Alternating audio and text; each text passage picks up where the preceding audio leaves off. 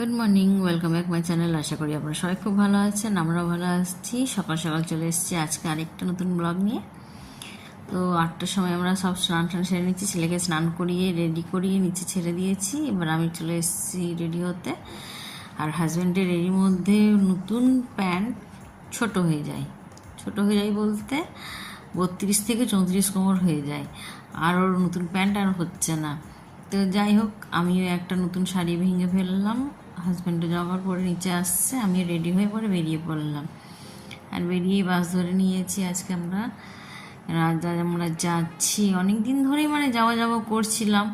তারপরে গরমের ছুটিও শেষ হয়ে আসছে, এবার স্কুলও খুলে যাচ্ছে। তো না, একবার যাওয়া যাক, চলো তাহলে। তো আমরা চলে এসেছি মায়ের মন্দিরে।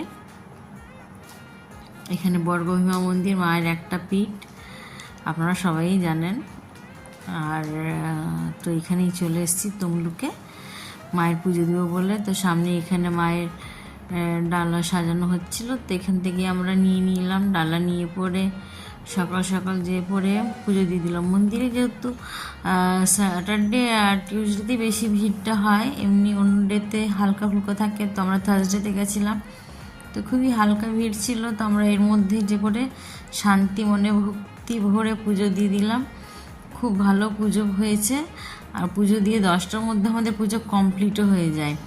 তো পুজো করে আমরা একটু মন্দিরে ঘোরাঘুরি করলাম, সব দেখলাম। এমনি তো অনেকবার গেছি, ঘোরা হয়ে গেছে, তাও ছেলেকে নিয়ে ঘুরলাম। আগে তো প্রথমে মায়ের কাছে যে পরে মন্দিরের মাকে ছুঁয়ে স্পর্শ করে আমরা পুজো দিয়েছি। এখন এই করোনার পর থেকেই অনেক নিয়ম হয়ে গেছে মন্দিরে। তো যাই হোক, আমাদের পুজো পাঠ কমপ্লিট করে পুষ্পাঞ্জলি দিয়ে আমরা মন্দিরে ঘুরলাম একটু। মায়ের প্রসাদ খেয়ে নিয়েছি। খেয়ে পরে তার এই ছেলে তো এবার বায়না ধরেছে একটু গাড়ি কিনবে, যেখানে গেলে হোক ওর গাড়ি একটু চাই।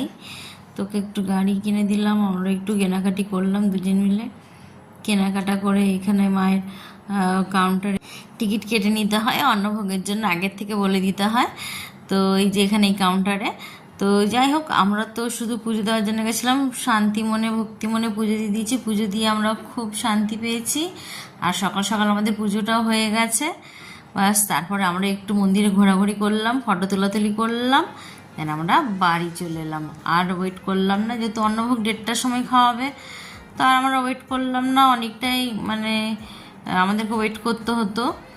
তো বাস, পুজো দিয়ে পরে শান্তি মনে মাকে প্রণাম করে আমরা সব চলে এলাম। এবার নেক্সট ভিডিওতে আপনাদের সাথে আবার দেখা হচ্ছে অন্য কোনো ভিডিও নিয়ে। এখনকার মতন টাটা।